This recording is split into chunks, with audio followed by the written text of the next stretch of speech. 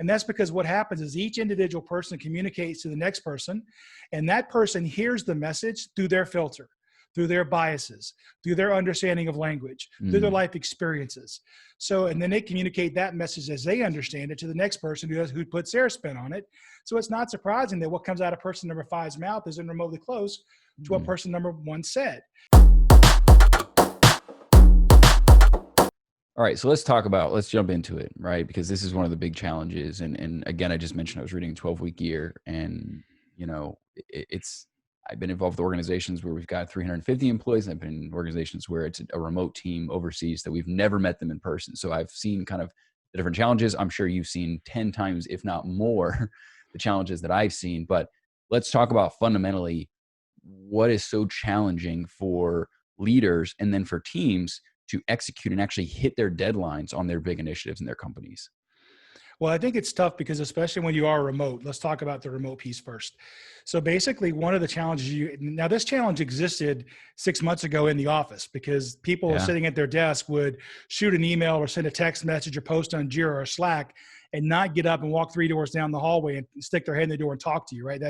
So it's just exacerbated now with the remote.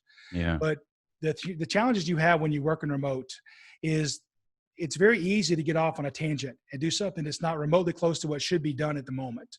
So the easy way to think about that is when you were a kid, did you play a game called telephone? Yep. Where there were like 5 of you in a row and each person pass it around. Right. And of course, what came out of person number 5's mouth is not remotely close to what number 1 said, right? And that's because what happens is each individual person communicates to the next person, and that person hears the message through their filter, through their biases, through their understanding of language, through their life experiences. So, and then they communicate that message as they understand it to the next person who puts their spin on it. So it's not surprising that what comes out of person number 5's mouth isn't remotely close to what person number 1 said. Well, that's the same thing that happens today in a remote environment is you hear something in an email or a text message, you put your own spin on it and you're off to the races, and now you're doing the wrong thing. What would have made that whole thing better, and what we should do when we are working remotely is we should have conversations where if each person could have looked back at the previous person and said, well, wait a minute, say that again. What does that word mean? And when you say go left, do you mean go left right now or at the next fork in the road? You ask those clarifying questions, and then the message that comes out of person number 5's mouth is the same thing that went into person number 1.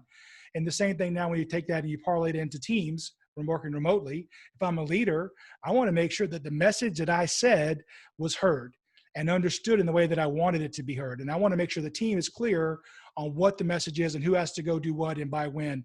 And that all comes through having conversations. We're going to talk about team building. We're going to talk about initiatives. We're going to talk about how to get things done. One of the books that I was just talking about that I read was The 12-Week Year. And a lot of what I was learning was things that honestly I hadn't been doing myself. And I'd like to consider myself somebody that actually studies a lot of these things as far as execution, hitting initiatives. It gets challenging when you have a team involved, right?